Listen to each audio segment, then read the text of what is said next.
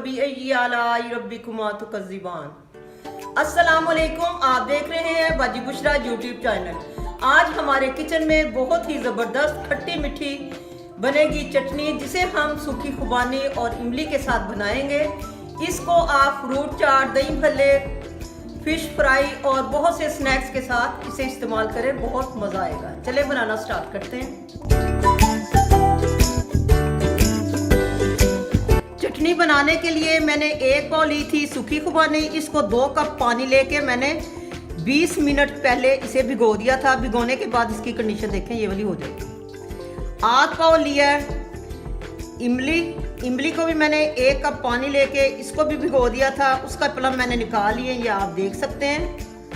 जितनी क्वांटिटी में ये खुबानी होगी उससे हाफ क्वांटिटी में मैंने इमली ली है, और जितना ये प्लम बनेगा उससे हाफ क्वांटिटी से भी 2 टेबलस्पून कम ये चीनी है।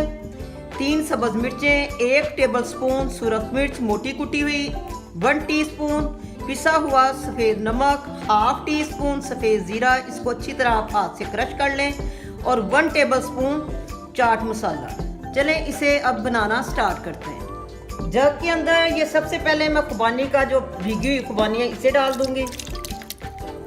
साथ ही इसके अंदर पानी भी जो था इसका वो भी इसमें शामिल कर दें।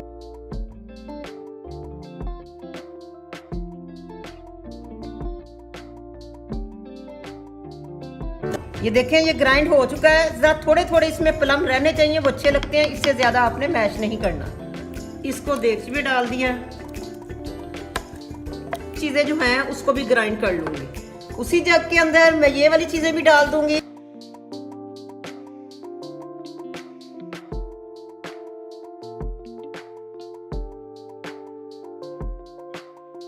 ये गुठलियां आप देख सकते हैं, गुठलियां आपने पहले निकाल लेनी है, वो इसमें जग में शामिल ना हो।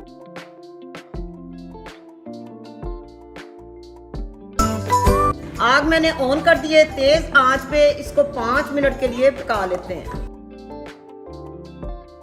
ये देखें, 5 मिनट के अंदर ये चटनी हमारी बनके तैयार हो चुकी है। अब इसे किसी चीज में निकाल लेते हैं।